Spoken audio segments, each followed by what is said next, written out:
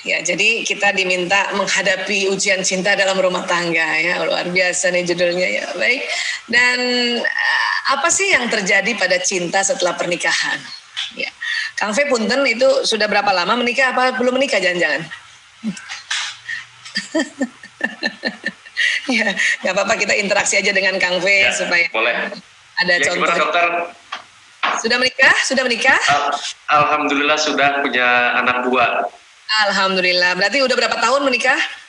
Sekarang mau 3 tahun. Alhamdulillah ya. Masih cinta sama istri? Sangat cinta. Saya hampir kejebak ya, untung jawabannya betul ya dokter ya. Betul banget. Jadi ya, ini slide pertama saya buka dengan kalimat apa yang terjadi pada cinta setelah pernikahan. Masya Allah ya. Cinta itu selalu ada setelah pernikahan, sebelum pernikahan, bahkan pernikahan yang sudah cukup panjang. Ya, alhamdulillah saya Februari nanti insya Allah 29 tahun menikah dan cinta tetap ada, dan dari ilmu tentang otak juga cinta tetap ada. Ya, makanya ada istilah cinta tak pernah padam, tapi tak pernah paham juga. Jadi cinta ini tak pernah padam dan tak pernah paham. Jadi kalau ayah bunda, bapak ibu yang hari ini sudah menikah sekian tahun, tetap juga merasa cinta itu selalu ada, itu betul. Dan cinta itu tak pernah paham, ya itu juga betul. Oke, nah baik, bagaimana konsep Islam terhadap cinta? Karena cinta ini terkadang dia termanifest dengan istilahnya kasih sayang, ya. Kalau kita merujuk dari Ar-Rum ayat 21 ya, insyaallah bismillahirrahmanirrahim, dan di antara tanda-tanda kekuasaannya ialah dia menciptakan untukmu istri-istri dari jenismu sendiri, ya. Supaya apa? Kamu cenderung dan merasa tentram kepadanya, ya, dan dijadikannya di antaramu rasa kasih dan sayang. Wa ja'ala bainakum mawaddah wa rahmah, ya. Dan sesungguhnya pada yang demikian itu benar-benar terdapat tanda-tanda bagi kaum yang berpikir. Ini kata kunci nih, ya, kaum yang berpikir. Ya, jadi memang kita diciptakan ini pasangan-pasangan dari jenismu sendiri. Nah ini saya mau highlight sedikit. Dari jenismu sendiri ini ternyata kalau kita secara ilmu biologi itu dimaknai dari spesiesmu sendiri, yaitu manusia. Ya. Karena banyak yang menyimpangkan ayat ini dianggapnya dari jenismu sendiri, yaitu laki-laki sama laki-laki, perempuan sama perempuan. Padahal dari jenismu sendiri ini adalah dari spesies yang sama, yaitu manusia. Kalau Ar-Rum 21 ini Allah tidak turunkan, bisa jadi manusia itu bisa nikah dengan binatang. Ya. Ini luar biasa nih Ar-Rum 21, dan ini sering kita lihat kalau ada undangan ya. Undangan pernikahan, baik pernikahan offline dan online. Nah, sekarang undangan online kan juga keren ya, dan pasti ada Ar-Rum 21. Dan yang luar biasanya lagi adalah itu kenapa kita satu jenis atau dari spesies yang sama supaya cenderung merasa tentram kepadanya. Ya. Kemudian ini lagi nih, dijadikan mawaddah warahmah itu.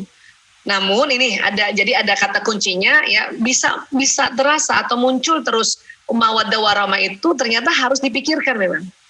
Ya, dan beberapa orang walaupun mungkin tidak sama agamanya dengan kita, para ilmuwan meneliti kasih sayang yang ada pada pasangan hidup itu diteliti sedemikian rupa sehingga mereka betul-betul berkata hasil penelitian itu bahwa ya di dalam otaknya suami istri itu memang Tuhan, ya kata mereka ya, Tuhan membuat sebuah ya tempat di dalam otak itu yang ada kasih sayangnya atau ada cintanya gitu. Nah ini luar biasanya nih ya, karena peneliti itu kan sebetulnya dia hanya meneliti manusia, dan manusia itu ciptaan Allah ya. Dia hanya mengobservasi dan akhirnya mengambil ya dari hasil risetnya, mengambil sebuah kesimpulannya atau mengambil sebuah ya kata kuncinya, dan itu mudah-mudahan buat kita yang sudah Islam dan insya Allah beriman ya bertambah bahwa oh ya Allah, Quran diteliti oleh banyak ilmuwan itu membuat kita bertambah yakin terhadap apa yang Allah ya firmankan dalam Quran ini. Ya, ini baru satu ayat aja, di kotak-katiknya ini bisa panjang ya. Baik, sekarang ini otak manusia. Jadi Allah menciptakan di dalam otak, di dalam kepala kita itu otak. Ada otak besar, ada otak kecil, Kemudian Allah bagi dua, ada belahan kanan, ada belahan kiri. Ya, ini beginilah otak kita. Nah, otak laki-laki lebih berat sedikit dibanding perempuan. Otak laki-laki itu sekitar beratnya lebih berat 100 gram. Kalau misalnya kita perempuan berat otak kita ya 1,4 kilo, laki-laki 1,5. Jadi berat laki-laki itu memang lebih berat. Ya, tentu lebih berat juga tanggung jawabnya dan program-program yang ada di otaknya ya. Nah, sekarang kita belajar lagi. Nah, rupanya di dalam otak manusia Allah desain ada satu organ di dalamnya, itu namanya kelenjar pituitary. Itu persis itu kalau kita lihat ini posisinya ini ya, ini persis di tengah otak, di bawah otak, di dasar otak dan tengah, dia mencolok ke sini. Ini persis di pertengahan dua alis nih. Jadi kalau kita ada pertemuan dua alis ya, ini di bor ke dalam itu dapat kelenjar pituitary. Disinilah tempat yang Allah ciptakan ada hormon cinta dan bahagia. Bahkan juga hormon penghilang rasa sakit. Ya. Jadi Allah ada kasih situ. Dan itu selalu ada. Makanya kalau orang bilang, ya para penyair bilang cinta nggak pernah padam, karena memang sudah ada. Hanya bisa dikeluarkan atau tidak. Nah, karena kalau dia tidak distimulasi untuk dikeluarkan, hormon itu tetap ada di kelenjar pituitary, tidak terasa apa-apa di seluruh tubuh. Tapi kalau kita keluarkan hormon itu, hormon cinta kasih sayang itu, maka ya hormon ini kalau ibarat kalau dalam mobil itu oli, dia masuk ke pembuluh darah, kemudian nanti jalan ke jantung dulu, jantung memompa lagi dan membawa hormon bahagia ini ke seluruh tubuh, naik lagi ke otak, ya dari otak turun lagi ke bawah. Jadi rasa cinta itu terasa dari ujung rambut sampai ujung kaki. Ya, berbagai macam itu ciri-cirinya, ada deg-degannya kah, atau keringat dinginnya kah, atau ada apa ya istilahnya ya, ada pokoknya deh aku mau berjuang untuk dia. Ya, laut kan ku seberangi, wes, gunung kan ku daki, itu karena kita punya hormon cinta di situ. Ya, jadi sekali lagi cinta nggak pernah padam, cuman masalahnya dinyalain apa enggak kan gitu. Tapi kenapa ya kok kita masih ada kesel juga, marah juga? Karena di otak manusia Allah desain juga otak emosi. Persis di tengah ini. Ya, persis di tengah ini. Kalau tadi kan dia pituitary ada sekitar sini. Jadi pituitary juga termasuk dia salah satu dari komponen sistem limbik atau the limbic system yang menstimulasi emosi gitu. Jadi ada otak emosi manusia. Jadi selain ada selain kelenjar pituitary yang mengeluarkan hormon cinta, ada juga ya tempat-tempat lain yang mengeluarkan hormon rasa sedih, rasa kesel, marah, jengkel dan sebagainya. Ya, itulah yang nanti kita merasa ya saya sih sebetulnya cinta banget sama dia, tapi juga di sisi lain kesel banget gitu. Apalagi ibu-ibu nih Kang Fe. Oh, tahu sih aku cinta sama suami, tapi kenapa ya begitu? Itu muncul tuh kayak gitu. Kenapa? Karena ini otak emosi. Dan semua manusia ada. Ya, bahkan otak emosi sudah bekerja duluan dibanding otak berpikir. Otak berpikir itu di sini, yang depan. Otak emosi di tengah. Dia di dalam rahim, janin dalam rahim seorang ibu, ya Allah takdirkan otak emosinya bekerja duluan. Maka janin dalam rahim seorang ibu itu ngikutin perasaan ibunya. Kalau ibunya sedih atau jengkel, itu janin itu bisa nyikut itu dinding rahim ibunya, disikut ya, atau di kakinya ya, tumitnya gerak, langsung deh. Ya, jadi ini yang ada di otak manusia. Bahkan bukan hanya manusia, hewan golongan mamalia itu punya limbik system ini. Maka ini terkenal juga dengan istilahnya otak mamalia brain. Ya, ini. Itulah ya kenapa Allah mengingatkan pada kita manusia ini bahwa kita ini kadang-kadang sifat kita ini lebih kayak binatang gitu.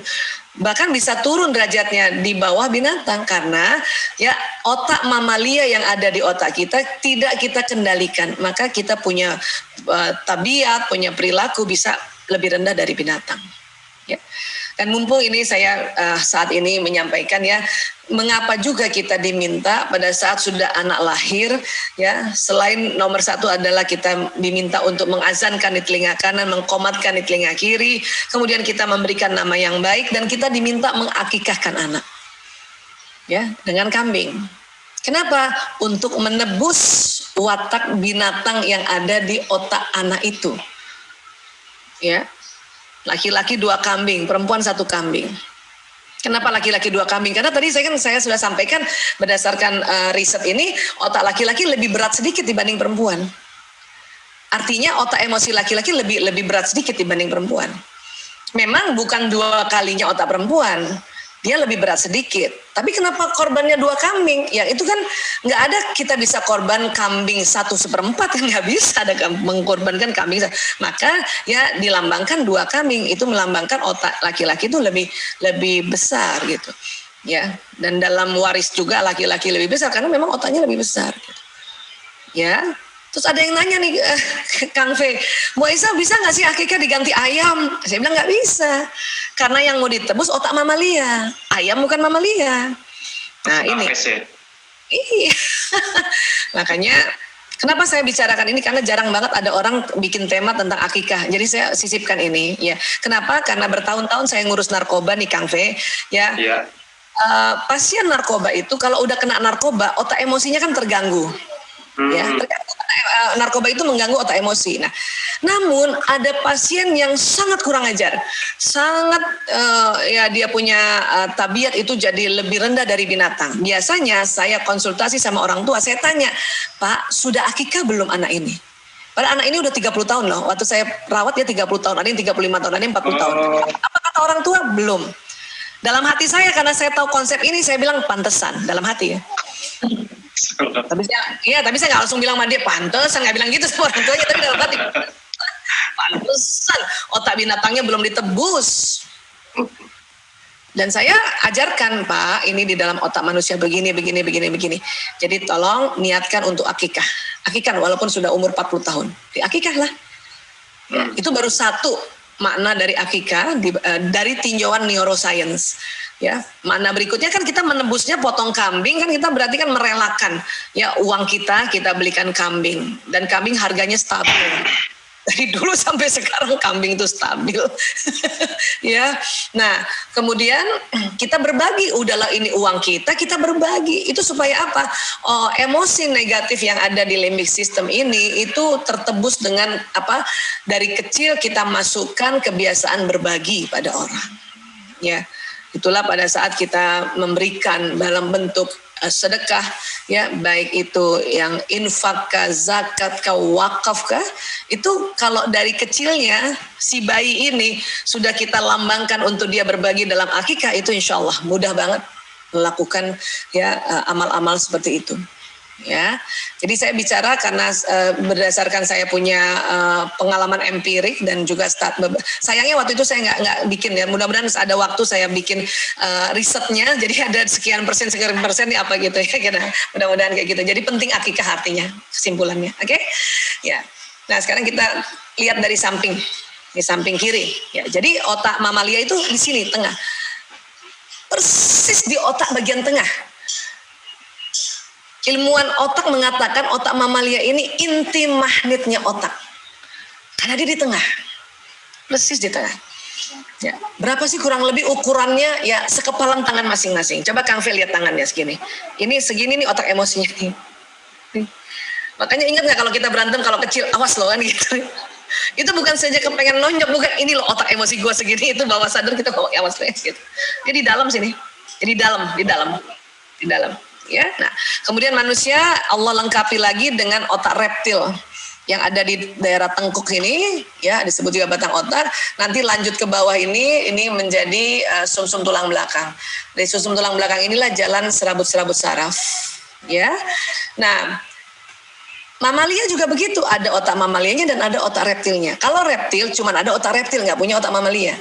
Nanti yang membedakan mamalia dengan kita itu ini neokorteks. Lapisan neokorteks manusia lebih tebal karena lebih banyak isi program-programnya, termasuk program watak, bakat, ya, program yang lain-lainnya. Dan paling depan ini punten Kang V, kita pakai bahasa Latin karena perjanjian internasionalnya gitu ya. Nah nggak usah dihafal tapi asal tahu aja. Di bagian depan itu disebutnya prefrontal cortex. Disinilah ilmu, pengetahuan, nasihat atau pelajaran apapun masuknya di sini. Ya, nah tadi kelenjar pituitari yang di sini nih, yang tadi mengeluarkan kebahagiaan. Ya. kita bisa keluarkan kebahagiaan ini kalau kita punya ilmunya. Kita punya ilmunya gitu. Kita walaupun bukan ilmu tentang otak ya, kita punya ilmu. Habis kita dengarkan tausiah daripada guru-guru kita mengatakan bahwa ya suami ini jembatan surga, kan masuk tuh di otaknya para istri kan, ya. Suamimu itu sudah terukir di lauh mahfuz, kan masuk di otaknya istri kan. Akhirnya dengan ilmu itu kita bisa menstimulasi kelenjar bahagia. Akhirnya kita menatap suami sambil melihat dengan penuh kebahagiaan gitu. Tatapannya kriup-kriup gitu. Bukan tatapan sinis kan gitu. Ya, makanya perlu ngaji. Ya, mengkaji, ngaji, pokoknya bolak-balik itu. Kalau buat perempuan harus tiap hari. Agar apa? Ini masuk di sini banyak. Sehingga apa? Sehingga memudahkan kelenjar pituitari ini mengeluarkan hormon cinta, hormon bahagia. Bahkan bersamaan dengan ini juga ada hormon pengurang rasa sakit. Ya. Sebetulnya morfin alami itu ada di sini. Bandar alami narkotika itu ada di sini. Makanya ada namanya endorfin, morfin alami. Ya, jadi kalau saya bilang dulu sama anak-anak saya waktu kecil, kan anak saya 5 nih Kang, 4 laki-laki 1 perempuan.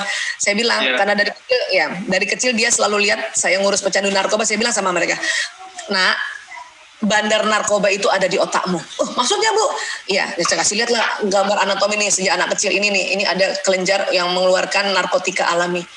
Ya, jadi nggak perlu lagi ambil narkotika yang di luar tubuh. Ini Allah sudah kasih. Kalau kamu ambil narkotika yang di luar tubuh, jadi kebablasan kayak pasien-pasien ibu kayak gini." Nah, saya bilang gitu. Ya, karena dia zat kimianya dari luar. Ini ada yang asli nih. Itu juga makanya ibu-ibu atau siapapun kalau sakit kepala langsung di bagian sini dia dipencet ini, ada yang dikerok sini nih. Nah, ya supaya menstimulasi hormon penghilang rasa sakit di sini. Dan dia berhenti searah nih gini nih. Nih, jadi kalau ini distimulasi, ini bisa otot-otot saraf di sini bisa kena ini gitu. Ya. Atau buat para bunda yang senang nonton film India, pernah lihat kan ibu-ibu India itu pakai apa di sini? Bindi. Itu tanda menstimulasi kebahagiaan. Itu begitu. Makanya saya suka bilang sama ibu-ibu nih, suka ngobrol ya kalau lagi, itulah makanya wanita India itu ya, itu mudah gembira. Dia kalau marah nyanyi. Kalau sedih nyanyi. Kesel sama suami nyanyi.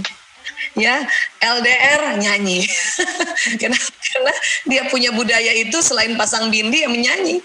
Dan dengan menyanyi juga ini mengeluarkan kelenjar pituitari. Dan nyanyi pun nggak cuma nyanyi, bergerak. Nah, dengan bergerak juga mengeluarkan pituitari. Tambah lagi ada tanda di sini. Masya Allah. Emang budaya India itu banget, kuat banget karena tertuntun oleh apa yang ada di otak gitu. Ya. Bahkan pakaian adat perempuan di Indonesia, kalau pakai pakaian adat perempuan pada saat menikah, itu pasti ada tanda di sini. Ada tanda di sini. Baik Jawa, Sunda, Bali, bahkan kami Bugis juga sering ada kasih tanda di sini. Baik itu bertanda untuk menstimulasi hormon bahagia yang ada di di kelenjar pituitari ini kan nanti. Jadi, ya oke ya. Di sini nih. Nah, gitu. Ya. Nah. Namun ilmu-ilmu yang ada di sini nih, nasihat arahan yang kita dapat dari kecil hingga sekarang, walaupun kita rajin baca buku, kita baca Quran itu masuk sini nanti informasi Quran, ya kita baca hadis, baca sirah nabawi, baca sirah para nabi yang lain dan sebagainya, itu masuk sini. Namun kalau otak mamalia ini tegang dan otak reptil ini tegang, untuk sementara ilmu di sini terblokir. Jadi kalau ibu-ibu merasa, saya kok udah rajin banget taklim ya, tapi kalau gua marah kok kesel juga ya. Iya, karena ini memblokir ya otak mamalia tegang, ini lupa sementara ilmu itu. Lupa kalau suami itu jembatan surga. Coba deh Bu, kalau ibu lagi jengkel sama pasangan hidup sama suami, ya, ibu lupa itu kalau dia tuh selama ini juga baik loh. Tapi kesel banget Bu Aisyah, kenapa saya nggak tahu keselnya? Itu kan ada otak emosi. Tapi juga saya kenapa tiba-tiba habis kesel, habis itu saya cinta lagi? Itu karena ada kelenjar pituitari. Makanya saya bilang dari awal, cinta tak pernah padam dan tak pernah paham. Itu ya quote yang bagus tuh.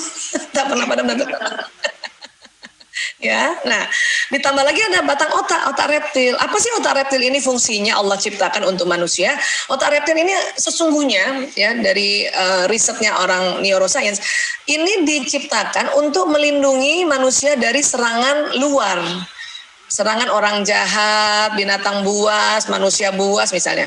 Kita lagi jalan keluar rumah, tiba-tiba ada copet, mau copet kita. Yang kerja nih otak reptil, yang lain off dulu semua.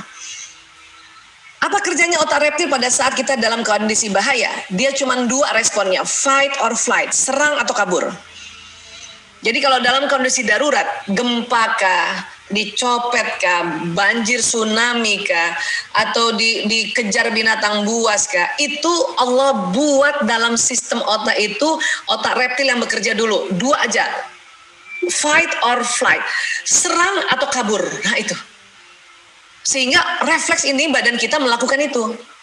Jadi nggak perlu mengakses ilmu, aduh gimana ya kalau kita diserang anjing, pertama kali langkah pertama apa ya, enggak. Sudah otomatis fight or flight. Makanya kalau kita ada anjing deketin kita hush, itu fight namanya. Kita menyerang ya, fight, ini tegang ini. Atau kalau anjingnya itu kelihatannya anjing gila gitu, liurnya kemana-mana, kita kalau perlu fight dengan apa yang ada di dekat kita lempar dia kan. Atau lari, kabur secepat-cepatnya. Itu. Makanya Allah ciptakan batang otak ini. Nah, dalam kondisi pandemi sekarang, batang otak kita tegang walaupun dalam rumah. Kenapa? Kita berhadapan dengan virus yang nggak kelihatan. Dapat berita lagi bahwa virus itu sekarang sudah klaster keluarga. Artinya kalau ada satu yang mau dari luar masuk ke dalam, di rumahnya dia tersebar. Nah, itulah pada saat pandemi kita batang otak tegang semuanya nih.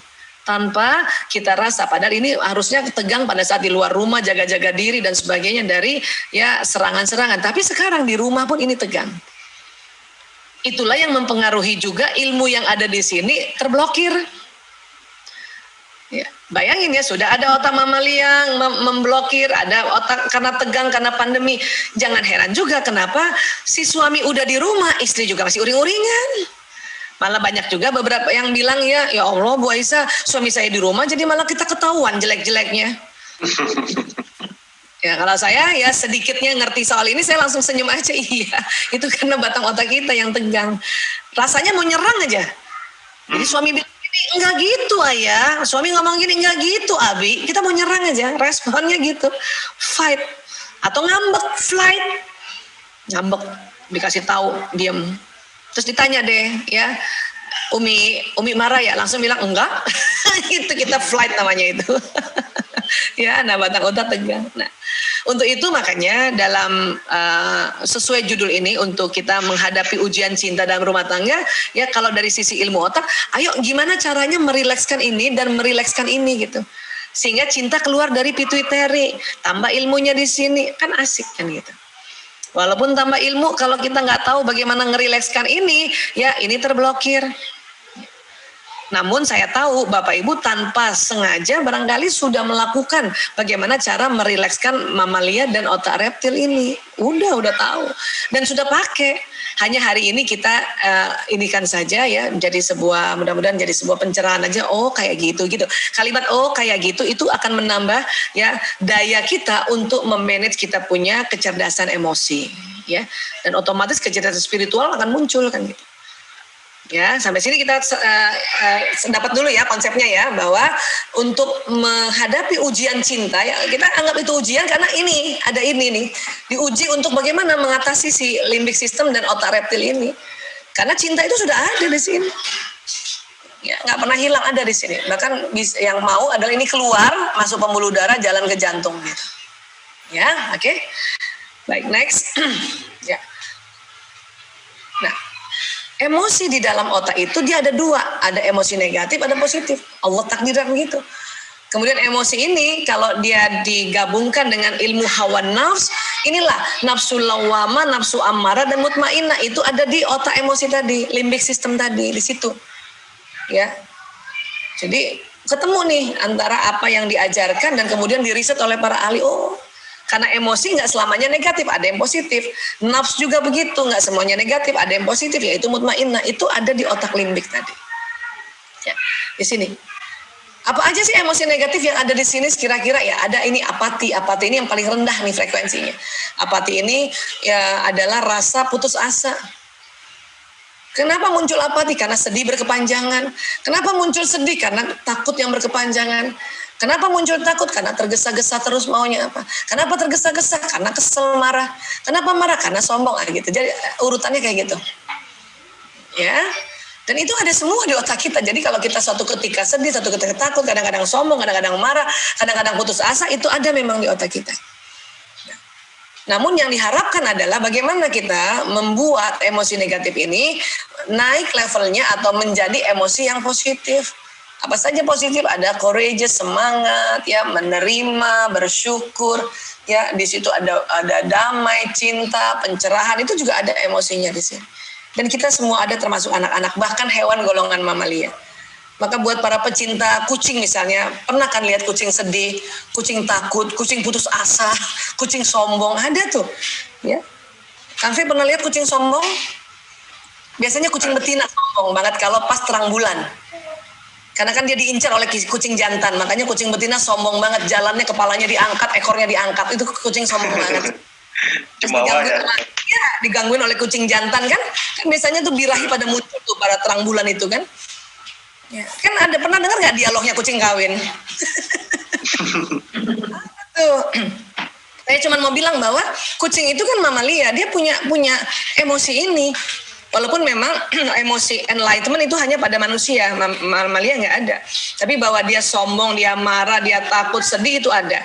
Ya, dan gembira pun ada, semangat damai pun pada binatang mamalia termasuk kucing itu ada gitu. Ya, nah ini yang harus kita pahami. Ya. Oke, kucing ini jadi ngomongin kucing ya. Siapa tahu ada yang pecinta kucing ya. Para pecinta kucing langsung tahu, oh iya bener ya, kucing saya kadang-kadang marah sama saya kalau kita acuhkan dan sebagainya. Ya, kayak gitu. Ya. Baik, nah sekarang dari otak itu turun sistem saraf ke seluruh tubuh. Ya, dia keluarnya dari sini nih Kang, tulang belakang. Ini banyak serabut. Nah inilah makanya disebut sumsum tulang. Ini terdiri dari serabut-serabut. Nanti dari tulang belakang keluar serabut-serabut ini, tali temali. Nah, kerja sistem saraf kalau kita mau analogikan itu kerjanya kayak kabel listrik. Kabel listrik dia jalan listrik. Untuk apa listrik itu? Membawa pesan. Dari mana? Dari apa yang dipikirkan. Apa emosi kita tadi. Kalau lagi marah, nggak cepet-cepet diganti marahnya. Atau anak-anak sekarang nggak cepet move on. Itu turun ke bawah. Marah. Ya. Dan apa yang dipikirkan. Kalau kita pikirkan sudah masuk informasi bahwa di Ar-Rum 21 dikatakan bahwa antara kita nih pasangan hidup ada mawaddah warahmah. Ya. Kemudian intinya adalah bagi tanda-tanda bagi kaum berpikir. Makanya harus pikirin bagaimana ya caranya mensimulasi mawaddah warahmah. Ya. Nah, itu juga jalan nanti. Nah, makanya sikap kita ini mencari tahu bagaimana. Salah satunya buat Bapak Ibu hadir untuk hari ini karena lihat judulnya, tak perlu resah. Yuk hadapi cinta. Itu kan menggelitik sekali karena kita mikir bagaimana sih kita menghadapi cinta ini gitu. Nah, itulah akhirnya jalan nih. Cari seminar yang menghadapi cinta, cari seminar tentang cinta, akhirnya dapatlah dan ikut hari ini. Itu.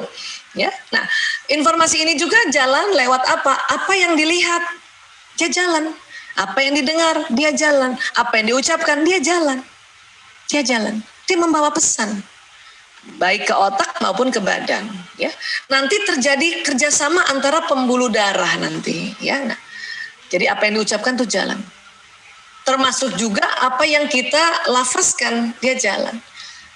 Astaghfirullahalazim, itu jalan loh, astaghfirullahalazim. Aku mohon ampun pada Allah yang maha agung, itu jalan. Bismillahirrahmanirrahim. Bismillah. Tadi Kang Fe ajak kita baca ya Ummul Quran itu, habis baca basmalah, baca apa itu jalan tuh. Setiap apa yang kita lafazkan ya itu jalan. Termasuk ngomong biasa gini dia jalan. Jalan. Apalagi diulang-ulang. Basmalah diulang-ulang, jalan 2 kali. Diulang lagi 3 kali, Bismillahirrahmanirrahim. Itu jalan di badan saya. Bismillahirrahmanirrahim. Jalan lagi di badan saya. Terus. Dan menurut penelitian Bapak Kiai Haji Insinyur Agus Mustafa bersama teman-teman di Universitas Airlangga, tubuh manusia secara bawah sadar, kita katakan bawah sadar ya. Kalau kita sebut kata Allah dan kalimat yang ada Allah, itu gembira sel-sel tubuh kita ini. Kayak gitu, gitu kayaknya gembira. Karena semua sel tubuh dari ujung kepala ini sampai di bawah itu jumlahnya triliunan. Lebih banyak dari penduduk di bumi ini. Dan bisa berkoneksi dan berkomunikasi. Ya, dan tentu setiap ada pesan apa yang dari luar dibawa oleh sistem saraf ini, dia memberi pesan pada sel-sel itu. Dan kemudian dia bekerja sama dengan pembuluh darah. Bekerja sama dengan jantung ini. Nanti otak yang berpikir merasakan ya jantung otak yang berpikir jantung yang merasakan. Nah, jantung inilah yang kesepakatan saat ini para ilmuwan, ulama yang belajar neuroscience juga itu ini yang disebut kolbu. Ya, antara sistem saraf dengan pembuluh darah ini sering jalannya bersamaan. Sistem saraf memberikan masukan pada pembuluh darah, memberi kata, memberi input dan sebagainya.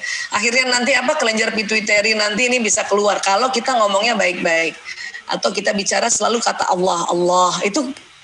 Kelenjar pituitari mengeluarkan dopamin, mengeluarkan hormon cinta. Makanya kita rasa banget cinta pada Allah. Ya, salawat demikian juga Allahumma sholli wa sallim ala sayyidina. Setiap kita lepaskan itu, ya pituitari keluar, dia masuk pembuluh darah, masuk dulu ke jantung, jantung pompa lagi ke seluruh tubuh. Maka bergetarlah kita semua ini. Ya, itu yang terjadi di dalam sistem tubuh. Ya, kalau ada ilmunya ilmunya sering disebut neuro linguistic program. Ya, neuro ini sistem saraf, linguistik itu apa yang diucapkan baik dari mata bisa berucap kan, mendapat pesan, telinga juga mendapat pesan, ucapan dapat pesan, ya program yang ada di sini dia bersatu, gitu, ya, insyaallah. Jadi saraf yang ada di sini cepet banget Kang Fe, Bapak Ibu yang saya hormati, cepet banget. Neuron sensorik yang mana sih Bu Aisyah? Itu tadi mata menangkap, hidung, telinga, lidah, gerakan apa segala itu membawa pesan itu ke otak secepat 240 km per jam. Ya. Nanti dari otak kasih informasi ke seluruh tubuh neuron motorik. Ini segini nih 320 km per jam. Cepet banget. Makanya kadang belum sempat kita ngomong, baru juga ngebatin haus, itu tangan udah ambil gelas loh. Udah ambil gelas, sudah. Ya. Nah, begitu juga tadi apa yang tadi kita pelajari di dalam otak ini dia akan jalan. Ya. Dan nanti pituitari memberikan stimulasi keluar hormon bahagia atau istilahnya dopamin, dia jalan ke pembuluh darah. Nah, ini kerennya insyaallah. Jadi untuk itu supaya kita ya menstimulasi hormon cinta dan terus memberi pesan pada tubuh kita tentang cinta, dan kita ingat tubuh kita itu sistem sarafnya kayak kabel listrik, maka kita harus lafazkan. Ya. Kepada siapa? Kepada diri kita. Pertama gitu. Bukan kepada orang lain, bukan kepada suami kita. Sayang, aku sangat cinta padamu. Itu juga boleh. Tapi itu nanti dibilangnya apa? Lebay. Dan laki-laki itu ngomong saya semakin cinta pada istriku itu jarang banget. Para bunda yang punya suami nggak pernah bilang I love you, saya cinta kamu, itu mah biasa. Tapi kalau ada suami yang sudah bisa bilang sama istrinya, saya cinta kamu, I love you, itu keren banget. Itu pasti ya baca sirah nabawinya lengkap, nggak diloncat-loncat. Ya, baca tentang bagaimana Rasulullah terhadap istrinya, itu pasti dia membacanya lengkap, itu nggak diloncat-loncat, nggak cuma langsung baca yang perdagangannya sama yang suami istri diloncatin. Ya, kenapa? Karena saya perhatikan suami-suami yang sudah bilang sama istrinya, ya wahai istriku, saya cinta padamu atau saya suka padamu karena Allah, itu keren banget. Itu saya yakin banget itu khatam memang tuh. Apa yang dicontohkan Rasulullah pada keluarganya dan pada kita semua. Namun untuk kita sendiri supaya keluar itu hormon dopamin yang pituitari, maka kita selain kita tambah ilmu di otak kita untuk mengeluarkan itu, kita harus stimulasi dengan kata-kata. Ngomong sendiri, ya Allah, Bismillahirrahmanirrahim, dengan izinmu ya Allah, biiznillah saya semakin cinta pada suamiku. Udah sebut nama suaminya yang lengkap. Kalau saya, ya nama suami saya Priyanto bin Sismadi. Kalau perlu nama kakinya sekalian bin Parto Dimulyo. Karena kalau kita sebut nama seseorang plus nama bapaknya plus nama kakeknya, itu udah bener itu orangnya. Tiada dua gitu. Kalau cuma saya cinta suamiku Priyanto, berjuta Priyanto ada di Indonesia gitu. Atau mungkin ya bapak-bapak bilang, saya cinta suami istriku Aisyah, berjuta Aisyah ada di Indonesia dan di dunia. Maka harus ada nama bapaknya disebut, ya lebih lengkap lagi nama kakeknya gitu. Saya kalau lengkap ya nama saya Aisyah Dahlan Husin. Nah udah lengkap tuh, orangnya yang ini pasti itu, nggak ada duanya gitu. Ya itulah nama kenapa Islam mengajarkan kita supaya orangnya tetap satu, itu dia benar-benar itu. Karena nama dua saja kadang ada yang sama. Aisyah Dahlan tuh kalau searching ada yang sama. Ya, Oke, jadi sekali lagi innamal a'malu binniyat itu adalah perbuatan kita ini, amal kita ini didahului oleh niat karena itu betul. Lafazkan niat itu, maka pesannya jalan di badan, jalan ke otak. Otak menstimulasi hormon bahagia. Pesan ini jalan, semua sel bahagia. Sehingga perilaku kita mengarah selalu untuk mencintai suami. Ya, entah pesan itu jalan di pipi kita. Jadi kalau si istri lihat suaminya langsung senyum. Abi, walaupun suaminya mukanya rata. Laki-laki kan begitu kan? Kadang muka rata, apalagi baru datang. Siapa yang pernah dengar kajian saya yang bilang bahwa laki-laki kalau baru datang sampai rumah 10 menit pertama apapun perasaannya mukanya rata, flat. Dan itu kadang-kadang kalau perempuan nggak ngerti, kita udah senyum sama suami 5 menit terus nggak dibalas, itu sakit hati loh, nggak ngerti soalnya. Itulah makanya saya katakan tambah ilmunya di sini. Dan kita bilang, ya Allah, ya suamiku laki-laki banget, ya lihat tuh ya Allah 10 menit mukanya masih rata. Nah itu kita dialog sama Allah begitu, sehingga kita langsung senyum sendiri, ya hormon cinta keluar, masuk lagi pembuluh darah, aduh deg-degan lagi. Para istri saya mau tanya, pernahkah Anda jatuh cinta berulang-ulang pada orang yang sama, pada suami ini gitu? Itu harus loh, harus. Jatuh cinta berulang, artinya kalau jatuh cinta berulang, artinya kan jatuh cintanya nggak setiap saat, ya 2 tahun cinta, terus 2 tahun, jatuh cinta itu bisa berulang. Kenapa? Karena hormon itu ada di tempatnya. Dia keluar, ya kalau kita stimulasi, nggak distimulasi, dia tetap di situ, tidak memberikan rasa. Dia hanya ada di tempat itu, tapi tidak memberikan rasa, karena dia tidak jalan di kolbu. Gitu. Ya, karena ini kaitannya nanti dengan kolbu tadi. Oke? Jadi para bunda, para ayah yang memang nih diajak oleh teman-teman dari Syamil Group untuk tak perlu resah yuk hadapi ujian cinta dalam rumah tangga. Ayo lapaskan niat. Ayo Kang Fe lapaskan niat. Ayo. Bismillahirrahmanirrahim. Bismillahirrahmanirrahim ya Allah. Dengan izinmu ya Allah.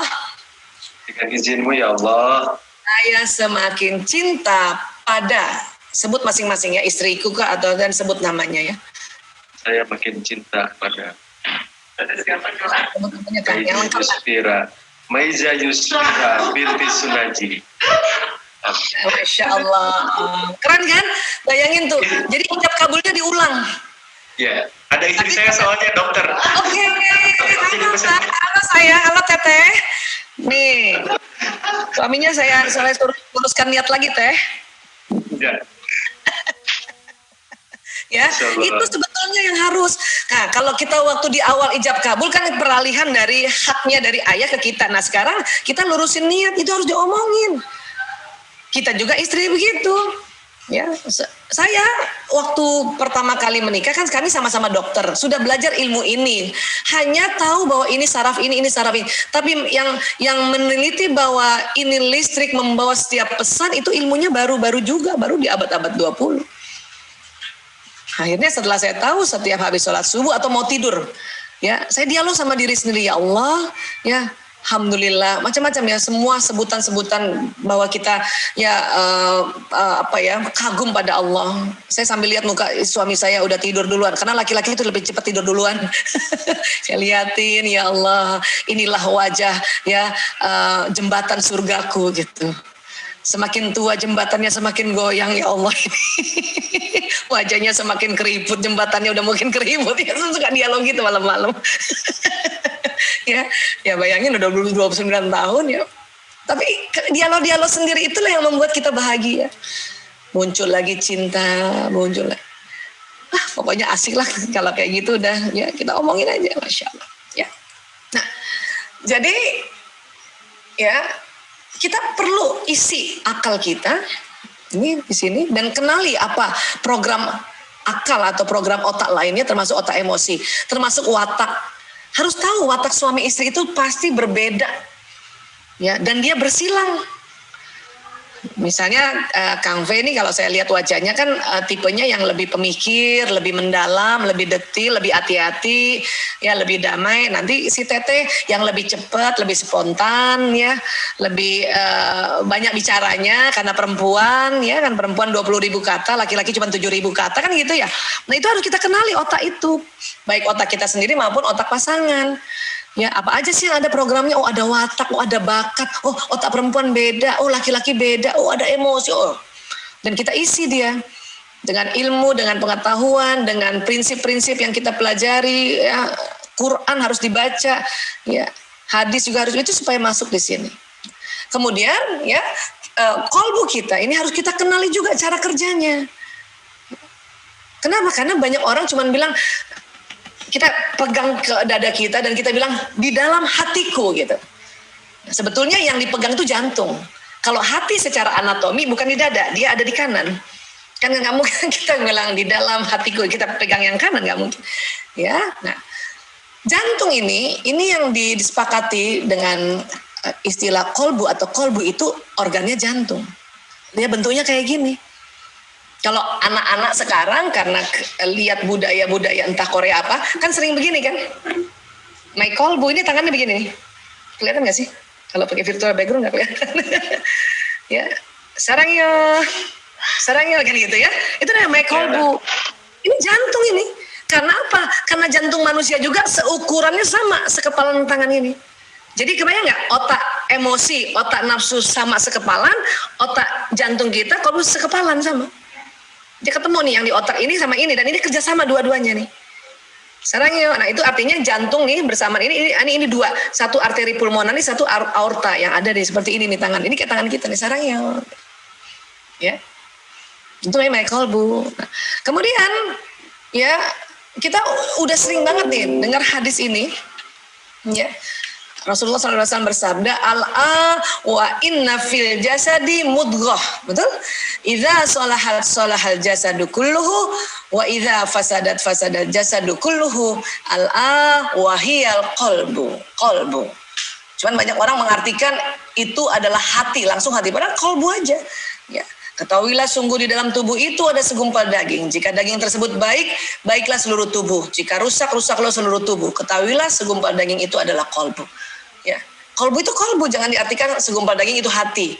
Karena di dalam anatomi hati dengan kolbu itu beda tempatnya. Tapi karena kolbu selama berjuta tahun diartikan hati dan sudah terbiasa kita melafazkan, ya sudah, nggak apa-apa. Tapi organnya itu jantung. Ya, jantung. Ini jantung. Dan dia dibanding hati, lever itu bergeraknya otomatis. Dan keren banget, dan jantung ditemukan banyak sekali ya fungsinya selain fungsi untuk memompa darah. Jantung bergerak gini berarti ada listriknya, makanya jantung bisa diukur pakai EKG, listriknya jantung. Nah, kalau hati atau lever secara anatomi dia posisinya nggak di dada, dia posisinya ada di rongga agak ke perut dan bagian kanan, dan bentuknya nggak sarangyo gini, segitiga gitu, kan nggak pernah ada sarangyo bentuknya segitiga gitu. Ini lever, hepar atau hati kalau anatomi secara ya anatomi. Nah, dan bahasa Arab juga itu kolbu itu jantung, hati itu kibdun. Makanya kalau mengartikan kolbu itu hati kurang tepat karena organnya jantung. Ya, nah kemudian ya jantung ini memang dulunya awalnya hanya kita tahu sebagai organ pemompa darah ke seluruh tubuh, ya kan? Ini udah puluhan jutaan tahun orang tahu, para ilmuwan tahu. Dan ini aja kerja jantung udah keren banget. Nah, kemudian tahun 91 ya, penelitian Dr. J. Under Armour dari Montreal, Kanada, kemudian diikuti penelitian lainnya sampailah tahun 2000 nih, ya, ditemukan bahwa di dalam jantung itu ada sel otak. Ada sel otaknya atau disebut neuron, jumlahnya 40.000. Selama ini ilmuwan ya baru tahu kalau yang ada sel otak kayak gini tuh adanya di otak nih. Yang kayak gini nih namanya neuron, kalau pernah belajar biologi ini neuron. Ada 100 miliar itu ada di otak manusia. Mereka kaget tahun 91 menemukan di jantung ada sel otak kayak gini. Dan dihitung jumlahnya 40.000. Mereka kaget. Dan mereka mengambil kesimpulan bahwa jantung ada otaknya sendiri. Dia bisa mandiri, ya. Walaupun antara jantung dengan otak ini ada hubungan poros khusus, saraf khusus. Oke? Makanya dikatakan sistem saraf pada jantung atau otaknya jantung memungkinkan jantung untuk belajar, mengingat, dan mempengaruhi bagian korteks pada otak untuk membuat keputusan fungsional independen. Kalau jantung kita ganti kolbu, sistem saraf pada kolbu, otak kolbu, memungkinkan kolbu untuk belajar, mengingat, dan mempengaruhi bagian korteks pada otak untuk membuat keputusan fungsional independen. Artinya, kadang otak ngasih info ke jantung, jantung ya kolbu mengasih info ke otak. Pada saat orang lagi bingung memutuskan segala sesuatu, memang pertimbangan ada di otak, cuman kolbu kasih tahu, begini loh. Cuman kalau kolbu ini isinya atau kita sering isi dia dengan hal yang buruk, maka seluruh jasad buruk. Karena kolbu mempunyai kemampuan merekam. Sebagaimana otak juga mempunyai kemampuan merekam atau menyimpan memori karena ada sel otak tadi. Dia menyimpan memori. Jantung juga begitu. Makanya orang-orang yang transplantasi jantung ya, kebiasaannya si jantung donor itu pindah ke jantung orang yang pakai jantung donor itu. Kenapa? Karena otak yang ada di jantung menyimpan memori itu. Nah, kalau kita melihat hal yang baik, mendengarkan hal yang baik, mengucapkan hal yang baik, melakukan hal yang baik, otomatis di jantung terekam hal yang baik-baik. Itulah makanya mengapa kita berupaya keras untuk ya membuat sebuah habit baik untuk diri kita, pasangan kita, anak-anak kita yang baik-baik agar rekaman di jantung ini baik sehingga seluruh jasad baik. Tapi kalau misalnya dari kecil, punten maaf ya, ini juga saya pengalaman dari pasien-pasien ya. Ada pasien yang cepat dipulihkan, ada yang susah. Kenapa? Kecilnya dia, apa yang dia lihat oleh keluarganya. Kalau dari kecil sudah dengar kata-kata maaf, bodoh kamu, ya tolol kamu, punten ya maaf. Ya, itu masuk loh di jantungnya anak. Ya, pemalas kamu. Karena kan didengar pakai kuping tadi. Kuping dengar lewat sistem saraf, kerekam di otak, kerekam di jantung. Kita melototin anak, mata anak ngeliatin ibunya melotot terus setiap hari, kerekam ke jantung bahwa muka ibu saya selalu melotot, ya. Atau pernah misalnya ada ibu-ibu tanya, dokter kenapa ya anak saya ini bohong, suka bohong? Itu hati-hati, bisa jadi pernah lihat ibunya bohong, nggak sengaja, walaupun bohongnya ibu nggak sengaja, ya.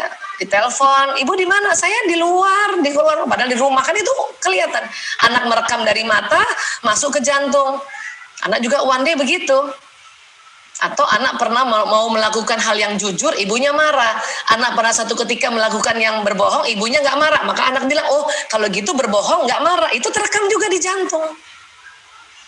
Dia terekam di memori di otak, terekam di memori jantung. Maka jantung suka ngasih tahu. Kalau terlalu banyak yang buruk, dia ngasih tahu sama otak. Udah, bohong aja. Lu kemarin bohong nggak apa-apa. Nah, jantung kerjasama sama nafsu. Nah, cakep. Kalau nafsunya kita setel di mutmainnah, jantungnya juga akan ya berada di level-level yang baik tadi. Ya. Nah, jadi emosi itu mempengaruhi pikiran kita di atas. Kita kalau lagi marah, susah banget mengingat kebaikan-kebaikan orang yang kita lagi marah sama dia. Susah banget. Karena sulit mengaksesnya. Saya kalau lagi marah, lupa semua loh ilmu, kan tadi sudah bilang ini terblokir di sini. Ya, lupa semua loh. Lupa kebaikan-kebaikan suami, lupa kebaikan anak, lupa kebaikan orang. Kalau lagi marah ini. Jadi emosi mempengaruhi thinking. Itulah ada istilahnya juga positive thinking ya dan negative thinking.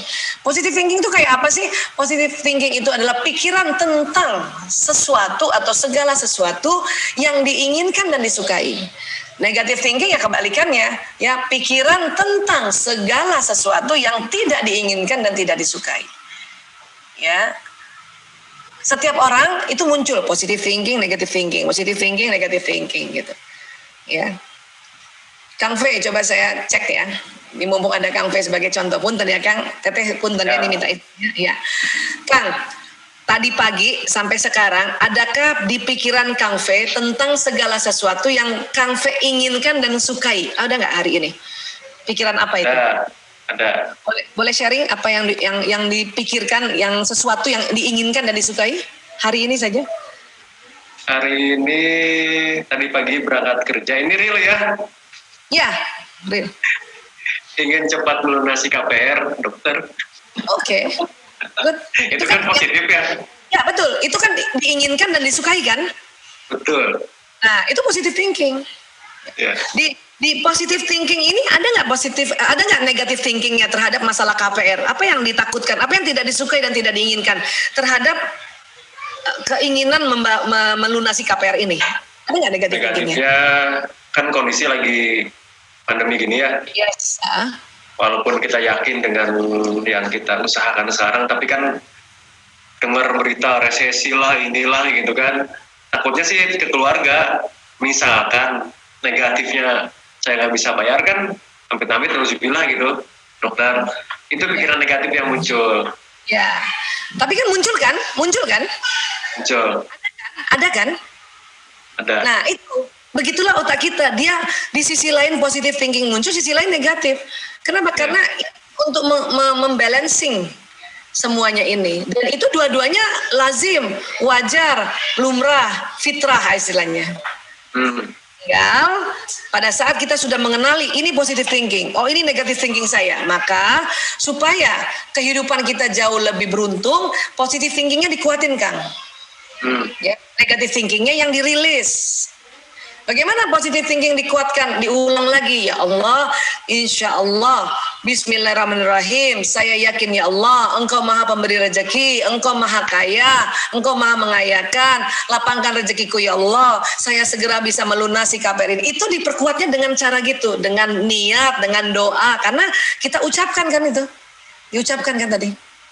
Dokter, izin, berarti termasuk keinginan-keinginan positif ayah bunda sekarang yang ada dalam pikirannya ya? Ya, betul. Diucapkan juga sekarang bisa ya, berjamaah nih ya? Ya, sekarang makanya coba cek masing-masing hari ini ya, pikiran positif yang hari ini, entah itu karena pemikiran masa panjang kah, atau hari ini saja, itu coba cari, kenali dia. Makanya tadi saya cek Kang Fe, kenal nggak? Oh ini udah kenal nih. Ya, tapi positive thinking itu dibarengi juga negative thinkingnya. Yeah. Nah sekarang bagaimana menghadapi negative thinking? Itu kita rilis. Gimana caranya? Allowing. Gimana? Tarik nafas, istighfar. Astagfirullahaladzim ya Allah. Terus kita dialog lagi dalam kalimat, ya Allah, angkat takutku ya Allah, angkat khawatirku ya Allah. Itu tekniknya untuk mereduce atau merilis negative thinking, perkuat positive thinking. Agar apa? Agar yang positive thinking ini kejadian beneran. Disinilah peran meluruskan niat, peran berdoa di sini gitu. Nanti dia berkaitan juga dengan thinking ini dengan feeling. Karena emosi juga nanti ya itu mempengaruhi feeling. Itulah nanti ada positive feeling dan positif ya dan negative feeling.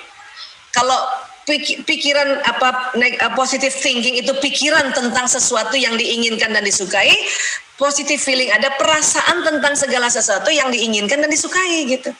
Karena dia berkaitan banget. Ya, dia akan mengeluarkan hormon-hormon bahagia gitu. Sehingga Kang Fe sekarang ya, tadi kan saya sudah minta ya, sekarang Kang Fe coba luruskan tadi pikiran positifnya coba ya. Yeah. Doa lagi, itu luruskan niat lagi, ya Allah, bismillahirrahmanirrahim, ya Allah, ya dengan izinmu ya Allah, ya Rozak, ya Rozak, ya Ghani, ya Ghani, ya Mukni, ya Mukni, ya Fattah, ya Fattah, lapangkan rezeki kami ya Rob, lapangkan rezeki kami ya Rob, untuk segera bisa melunasi KPR rumah kami, untuk segera bisa melunasi KPR rumah kami. Bayangkan Allah lapangkan rezeki, ada tulisan rumah itu lunas di waktu yang sudah ditentukan. Ya, oke. Kepalkan tangan, amin ya Allah, amin ya Allah. Kepalkan dua tangan, amin ya Allah, amin ya Allah, amin ya Allah. Oke, itu namanya meluruskan niat. Kalau Kang Fe tadi, omongan tadi Kang Fe ucapkan sambil angkat tangan, itu jatuhnya doa. Jadi kalau kita tidak angkat tangan, jatuhnya niat. Dan itu juga berpengaruh pada ucapan juga gitu. Tapi kalau tadi diangkat lagi jadi doa, ritual tangan harus diangkat. Kenapa? Karena dalam ilmu bioplasmik, angkat tangan ini memperpanjang sinyal. Gitu. Nah sekarang, apa perasaan Kang Fe tadi setelah melafazkan ini? Sekarang perasaan itu tentang masalah KPR. Apa perasaannya? Optimis, yakin. Yes. Bahwa tidak ada sesuatu yang tidak mungkin. Bahwa kita yakin Allah itu maha pembuka rezeki, tadi melafazkan ya Fatah, maha pembuka, ya Rozaku, Allah maha pemberi rezeki, maha kaya, tidak ada yang tidak mungkin, tidak ada yang tidak mungkin dalam menghadapi sesuatu, dokter gitu. Jadi lebih optimis, dok. Oke, berarti kan perasaannya positif kan? Positif. Nah itu yang terjadi.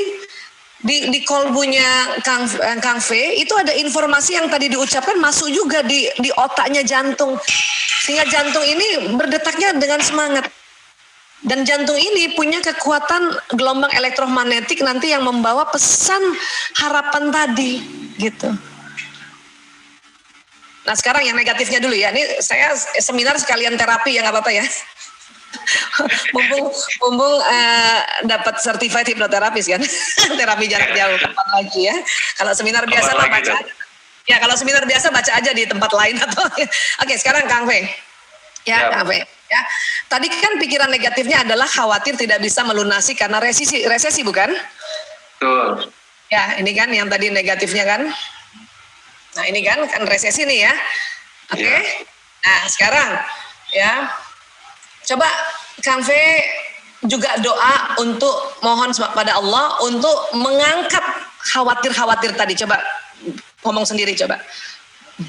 Ya Allah, berikanlah kemudahan, jauhkanlah hamba-Mu ini dari segala kekhawatiran, jauhkanlah hamba-Mu ini dari segala rintangan. Bahwa Allah adalah Maha Penolong, Allah adalah Maha Pemberi segalanya. Baik. Amin. Ya, mohon diangkat kekhawatirannya sudah. Mohon diangkat kekhawatiran hamba-Mu ini ya Allah. Takutanku ya Allah. Ya, tarik nafas coba. Tarik nafas istighfar. Tarik nafas istighfar. Coba. Oke ya. Istighfar. Tarik nafas. Oke. Ya.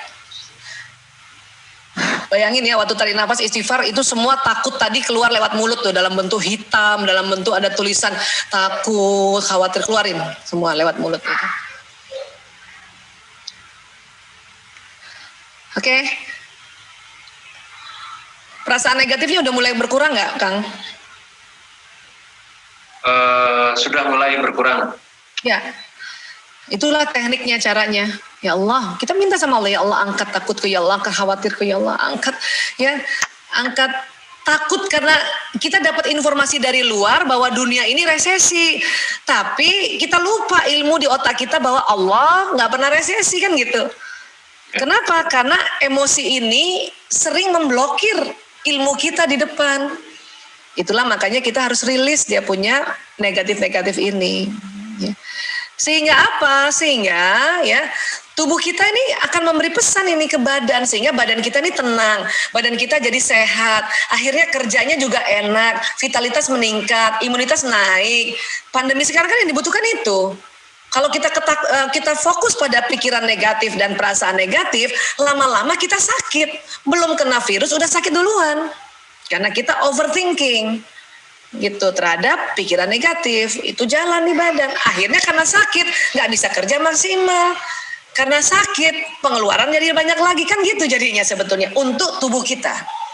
Ya kalau mau dianalogikan simple terhadap apa yang tadi kita lafazkan, Kang V ucapkan. Nah, namun jantung itu kata para ahli mempunyai medan elektromagnetik 5.000 kali lebih besar daripada otak. Jadi jantung ini dia selain tadi pesan yang dia ucapkan, kita ucapkan jalan di badan, dia ngeluarin dari tubuh. Ya, jadi tubuh kita ini ya itu semakin halus dia molekul dan akhir terjadi vibrasi kuantum medan gelombang. Jadi tubuh kita ini itu mengeluarkan gelombang. Gelombang ini yang membawa harapan Kang V tadi. Bahwa ya Kang V yakin Allah Maha Pemberi rezeki, Maha Pembuka, Maha Mengayakan, ya memohon untuk lapang rezeki, lunasi rumah itu dengan waktu yang pas. Itu narik Kang. Ya. Itu ya. Jadi tubuh kita tuh begini, dia tarik. Kenapa? Karena keluar dari jantung. Ini jantung lebih kuat lagi. Itu udah diteliti tuh. Jadi ini namanya badan bioplasmik kalau bahasa anatomi. Ini badan seluler. Ya, jadi manusia itu ada nurnya atau ada gelombangnya, ada sinyalnya. Makanya zaman dulu belum ada Zoom, orang pakai telepati, Kang. Sekarang aja udah pakai buatan manusia ya. Gadget buatan manusia aja kita percaya ada sinyal, masa kita nggak percaya buatan Allah, ciptaan Allah nggak ada sinyalnya? Gadget pertama yang ditemukan oleh Motorola, telepon genggam pertama itu terinspirasi tubuh manusia. Karena ada sinyalnya, jadi artinya kata Motorola pada saat itu ya kita kalau bisa bikin telepon ya nggak pakai kabel luar, kabel dalam aja, makanya disebut telepon seluler. Nah ini, oke.